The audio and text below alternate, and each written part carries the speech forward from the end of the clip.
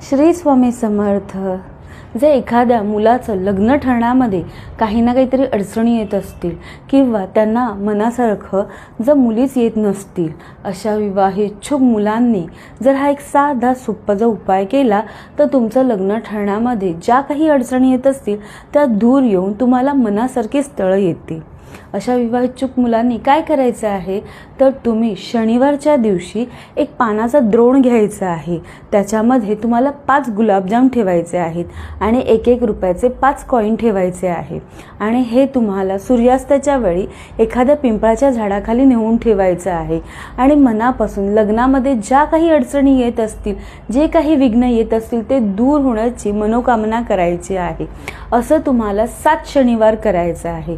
हा उपाय केल्याने तुमच्या लग्नामध्ये ज्या काही अडचणी येत असतील, जे काही विघ्न येत असतील ते दूर होऊन तुम्हाला मनासारखी स्थळ येतील.